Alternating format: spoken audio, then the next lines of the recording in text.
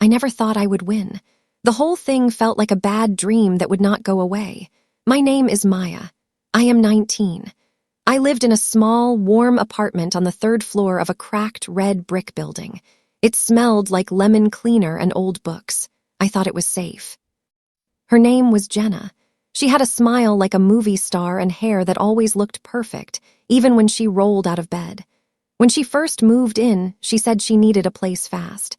She cried on my couch once and told me about a job she might get. I felt sorry for her. I thought we would be friends. We signed no papers. I did not know you should do that. I gave her a key and let her use my Wi-Fi. We split the electric bill and she cooked rice for both of us one night. I remember thinking, this will be okay. I should have known better. The first month she was late. Then she paid me in cash. The second month she paid me with a check I did not know was fake. I took the check to the bank. The teller looked at it and said something I still hear in my head. This is not right. The check bounced. I called Jenna. She said it must be a mistake. She hugged me and cried and said she would make it up. She never did. She kept borrowing. Can you cover me for the electric? Can you spot me for groceries? I'll pay you back tomorrow. Tomorrow came and went. She used my card to order food when I was asleep. She signed up with my Netflix. She made copies of my house key. I found nail polish in the tiny storage closet where I kept my winter coat. I found receipts with my name where her name should be. I panicked. I felt stupid and small. I cried until my pillow was a river. I thought of all the things I had to pay for, the tiny couch I could not get rid of, my bus pass, the fee for college applications. Jenna had taken money from me in little bites. It was not even huge, but it hurt. If someone takes the small things, it becomes a mountain. I told the building manager, Mr. Alvarez. He was round and kind and wore sweaters even in summer. He asked me to write everything down. He said he would talk to Jenna. I did not know Mr. Alvarez would be the beginning of everything. When Mr. Alvarez talked to Jenna, she smiled like the sun and said it was all a big mistake. She cried and promised to fix it. Mr. Alvarez looked tired and sad. He said he could not get involved in personal fights. You should get a paper lease, he said. You should lock your door. Hurt does something to people. At first, I wanted to scream. Then I wanted to run. Then, slowly, I wanted something else. I wanted her to feel the wobble I felt. I wanted her to see that her games had weight. I wanted revenge. But I am not good at the mean things. I am not cruel. I am careful, so I planned. My plan did not start with revenge. It started with proof. I made a notebook. It was small and I wrote in my best handwriting. I wrote every time she did something that cost me money, the dates, the amounts, the lies. I taped copies of receipts and photographs of the check that bounced. I wrote down the names she gave people and the phone numbers she used. Some were fake, but some were not. I wrote down where she worked, at a coffee shop across town, because she had spilled a latte in my kitchen and left her apron. To her face, I acted like I was losing it. I cried more than I had before. I left the door unlocked when I left for school. I let her think she had one. I put a small camera inside a box of tissues, just a cheap camera I had saved up for. I told myself it was only to make sure my cat, Buttons, did not get into trouble when I was out. Buttons never liked being alone anyway. The camera did not show much. It showed her opening my mail once and stuffing it in her bag. It showed her on the phone telling someone she handled the rent. It showed her taking my bus pass and using it like it was hers. I watched it on my laptop until I could remember her every move. I felt cold and clear, like glass. I showed the notebook and the video to Mr. Alvarez. He listened without moving. At the end, he put a hand on my shoulder. You did the right thing, he said. This is not just a one-time mistake. That same week, Jenna's smile got heavier. She started leaving notes that said, I'll pay you Friday, with a smiley that looked like a trap. She asked me once if I would go with her to the bank. I said no. I had a dentist appointment. I felt like I had to live on my alarm and my whistle. Then something unexpected happened. The landlord, Mrs. Chen, the woman who owned the building, put a white paper notice on the front door. She was going to sell the building. People murmured in the hall. Really? Said a neighbor. That can't be good. I thought of the building as a safe place, with Mr. Alvarez and the lemon smell. I thought of Jenna living here like a stain. When I saw the notice, I felt an odd heat. I stared at the notice until my eyes watered. The building for sale meant changes. It meant new rules. It meant a new person who might not care about small things like kindness. I started watching the open house. Mrs. Chen had put the place in an agent's hands. On Saturday morning, people walked through the lobby with neat shoes and even neater dogs. I saw one man with a briefcase and a face like a map. I saw a young couple who talked quietly about light and copies of Vogue. I thought, what if I owned this building? What if I could make sure that cheaters like Jenna could not stay in it? It was a silly thought. I did not have the money. I worked 2 part-time jobs. I had a savings jar with a dinosaur sticker that had $1,200 in it, but the thought was like a seed. It planted itself and grew roots. I did not tell anyone about the seed. I started doing small things. I paid my rent on time and on paper. I printed receipts and filed them. I went to the bank and opened a small account all in my name. I talked with Mr. Alvarez as if I were already a tenant that mattered.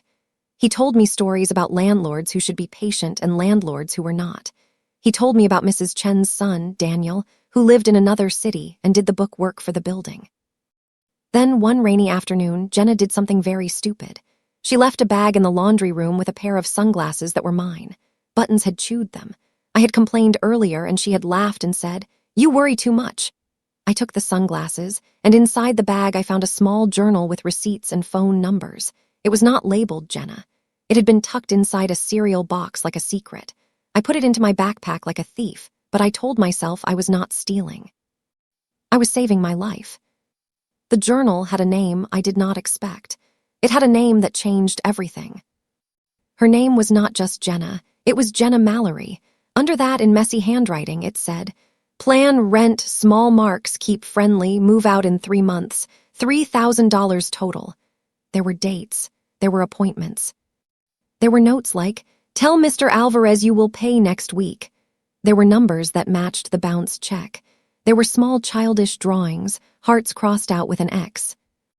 I sat down on the laundry room bench. I felt the water on my shoes. I read until my head buzzed. The journal was a map of what she had done. I felt like a detective in a book I used to read under the blanket with my flashlight. The pages smelled like coffee. I made copies. I took the copies to Mr. Alvarez. He did not say much. He called Daniel, Mrs. Chen's son. Daniel came the next day. He was not neat like the buyers at the open house. He had paint under his nails and a sweater that smelled like garage oil. He looked at the copies and his face did something like breaking. "That is bad," he said quietly. "If she has been messing with tenant money, we need paper. We need everything."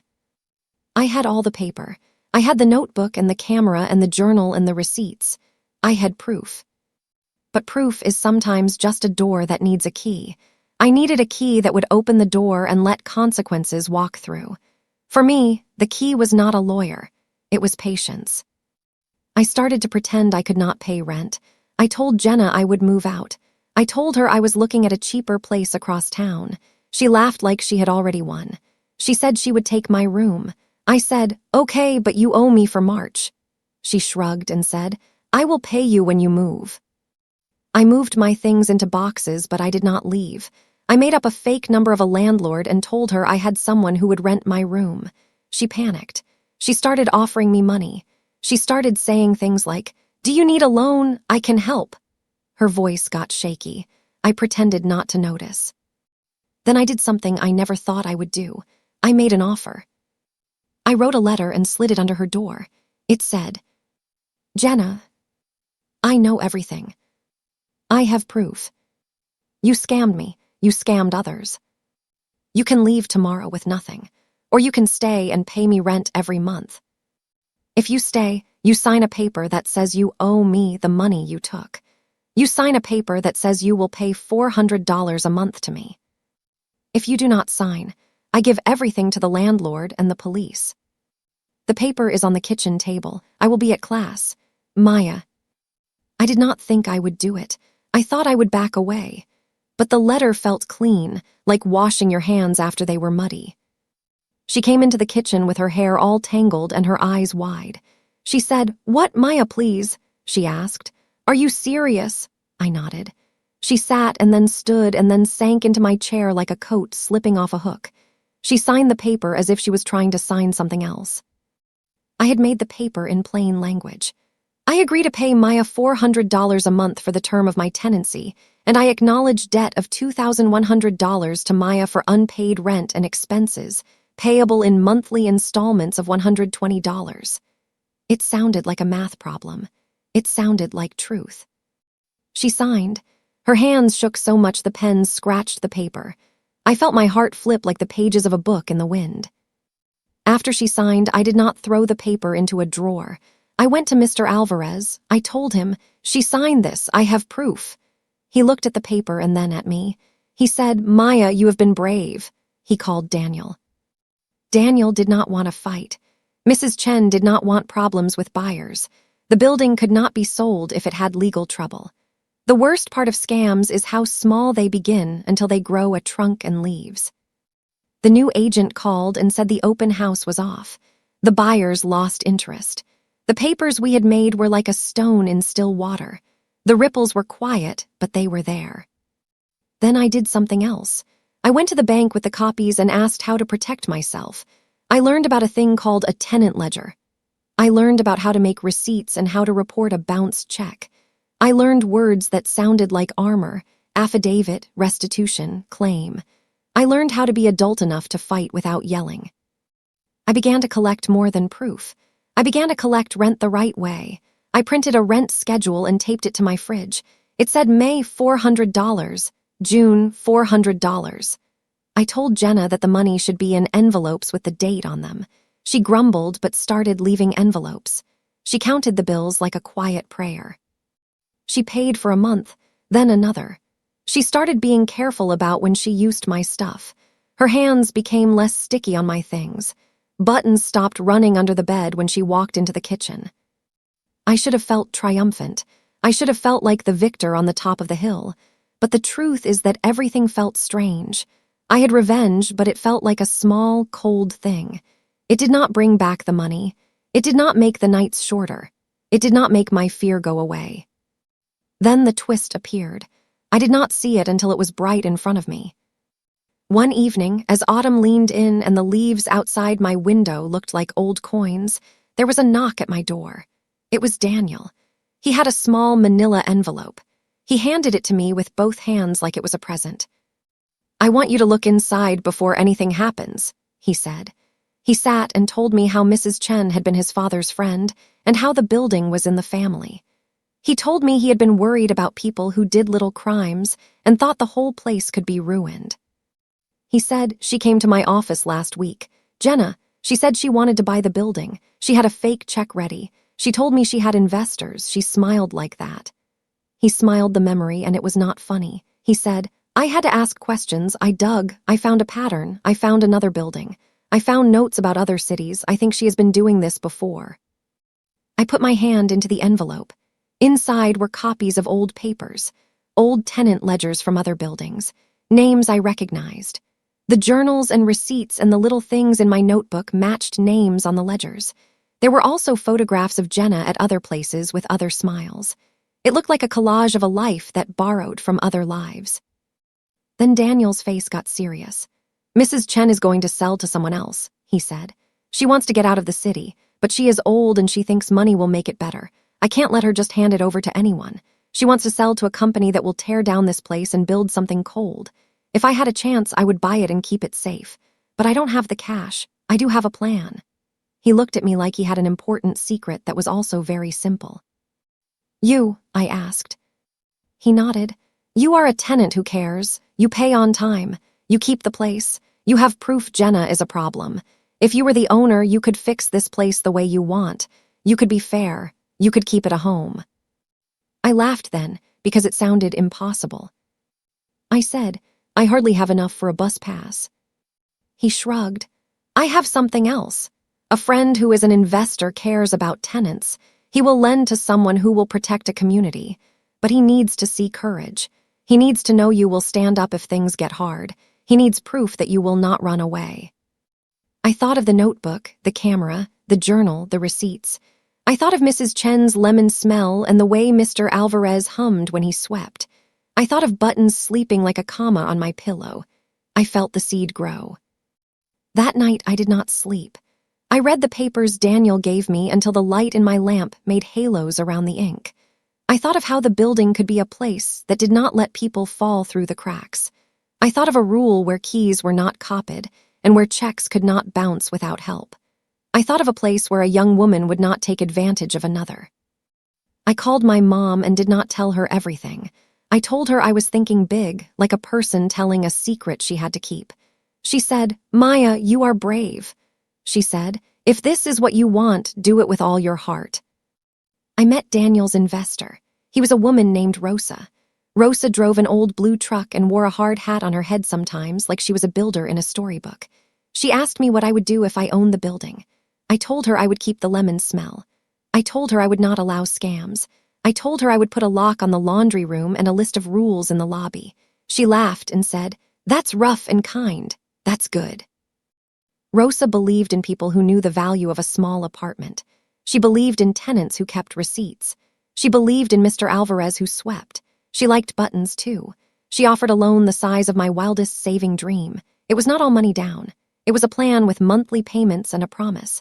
She would invest if I put in what I could. I put in the dinosaur jar and some cash I had saved. I signed papers. I felt like I was folding a letter that would fly. When the purchase was done, or when it was almost done, the twist turned sharp as a penny. Jenna found out that someone was buying the building. She was pale as bread. She came to me and said, "Maya, please, don't make it big." She said, "I'll leave. I will go." Her voice was quiet in a way I had never heard. She put a hand on my arm like she wanted to hold on to yesterday. I told her the truth. "I can stop the sale if you go and make things right," I said. "I can give everything back to Mrs. Chen if you fix it." She laughed then, a sound like a bird with no wings. "Fix it," she said. "I can't fix anything. I couldn't even pay you." She put her face in her hands and made a small sound that was not a word. Then she said something that toppled me like a stack of papers. She looked up and she said, "I did it because I thought if I had money I could make everything stop. My mom needs an operation. She said not to tell you. I thought if I was like that, someone would care. I couldn't ask. I couldn't show the hole." I remember thinking of the jellyfish we had in 6th grade biology, how they glowed when you poked them. I remember thinking of how many times worry can make a person sting. "You should have asked," I said. She nodded. "I know." Her eyes were wet. I am sorry for taking from you, I am sorry." I saw the apology and it was weightless. It did not fill the hole. It did not make the money appear, but it changed something small inside my chest. I had wanted revenge like a puzzle with a final piece. But now the puzzle showed a picture I had not expected. It had a heart smudged with many colors. I could have sent her away. I could have given her the papers and let the police knock at her door. I could have been the hammer that ends someone's life. Instead, I did something else. I told her we would make it right. We made a plan together, but not like before. We went to Mr. Alvarez and Daniel. I put all the papers and the journal and the notebook on the table like a careful offering. I said, "We can fix it, but she must pay back. She must help the building, too. She must volunteer at the food bank and work at the coffee shop and show she can keep promises." Daniel looked at me with his paint under his nails and said, "That is fair." Mr. Alvarez said, "People need chances." Rosa, who had already lent me money, said, "You can't let people destroy themselves." She added quietly, "But you can offer them a way back." So we built a plan. Jenna would stay and pay rent into my account as she had already begun. But the payments would be for real now. They would be documented. She would sign a new paper that said she would work 2 days a week doing building chores, sweeping the hallway, painting trim, helping elderly neighbors. The money she paid would go partly to me for what she owed and partly to a small fund we started for neighbors who needed help. It sounded odd to make someone who had stolen help the building, but it was a way for her to learn the weight of what she had taken. The twist was also something else. When I became the owner, I did not stop being a tenant. That meant I could decide how to run things, but being the owner also meant a responsibility I had not had before. It meant I had to be fair. It meant I had to think of others and not only my own injured heart. Jenna paid the rent.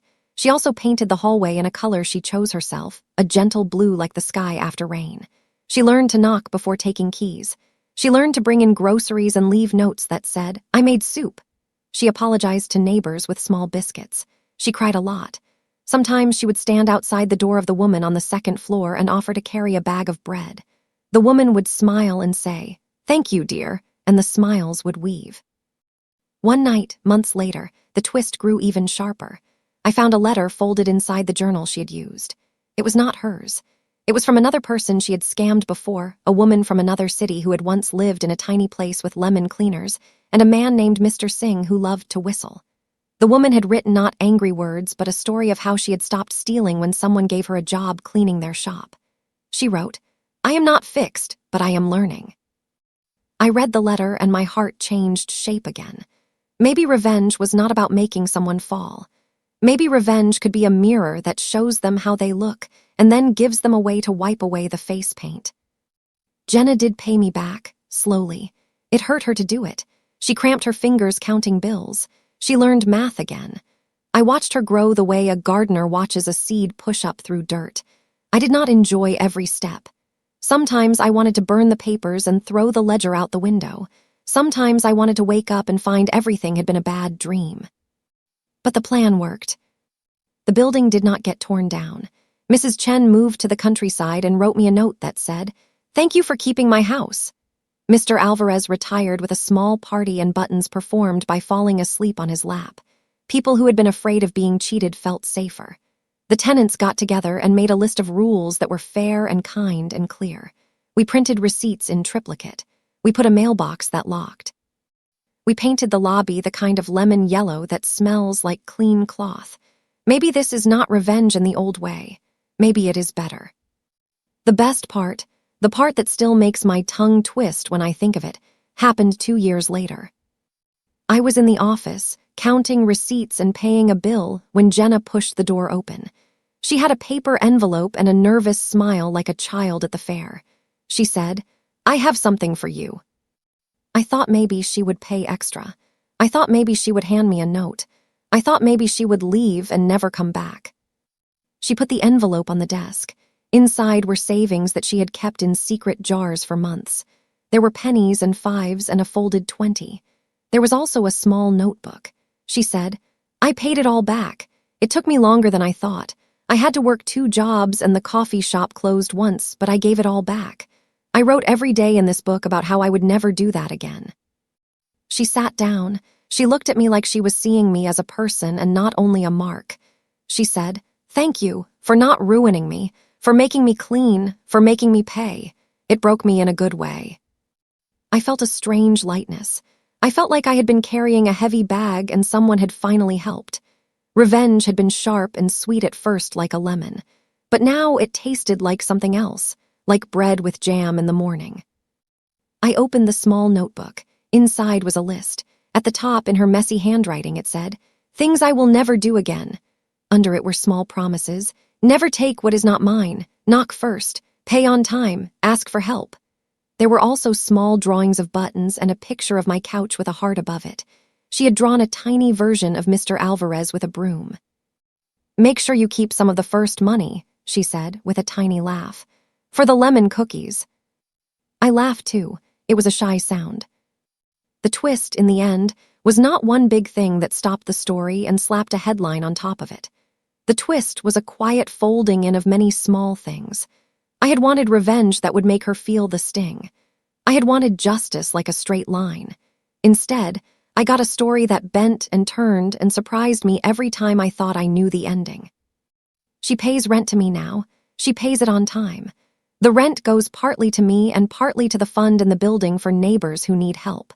She cleans the hallway and helps the old woman on the second floor carry groceries. She still makes mistakes. She still forgets sometimes. I still have days where I remember the check and feel anger like a bruise. But the reward I did not expect is something else. I am kinder now in a new way. I learned to be firm and fair. I learned how to build a thing that protects people. I learned how to turn a small life into a home for many. Sometimes, late at night when the city is soft and quiet, Jenna will come into my kitchen and make tea. She will tell me something funny that happened at the coffee shop. I will tell her about a tenant who wants new curtains. We will laugh. It is not the same as forgetting, and I would not want it to be. The story I tell people is small and plain. It starts with a scam and ends with rent paid. But inside it there are 100 better things. Proof, patience, a note on the door, a blue paint on the hallway, a woman who invests in little buildings, a man who keeps sweeping, and a cat called Buttons who is too fat to jump. The true twist is that my revenge was not about making someone suffer. My revenge was about turning the harm into help. If someone asks me if I recommend revenge, I will tilt my head and smile. I will say, be careful what you wish for. I will tell them that revenge looks good in stories, but in real life it is better to be clever and fair. I will say, quietly, make receipts. Then I will tell them to keep a notebook. If they ask me what it felt like the day Jenna finally paid the last cent, I will tell them how I sat at my desk with the window open and listened to a bird sing like a bell. I put the coin on the desk, and I felt warm, not because I had one. I felt warm because a small place that was like a house had become something like a team. That is my story. It is not a story of winning a fight. It is a story of changing the rules. It is about catching a thief with a camera and building a lobby with locks. It is about starting a fund for neighbors. It is about making sure that when someone hurts you, you do not become them. And it is about the day I signed the papers and became not just a tenant, but the person who had the power to stop harm from spreading. Jenna pays rent to me now. She pays it with a steady hand. She pays it because she promised. She pays it because she is learning. The last page of her little notebook said, I will be better. I keep that notebook in a drawer. Sometimes I take it out and read it like you read a promise. Buttons sits on my lap as I write this. He is heavy and happy. Outside, the street is the same old street where people walk fast and slow, and sometimes lose a shoe, and sometimes find a friend. I think that is the best kind of revenge, one that fixes more than it breaks.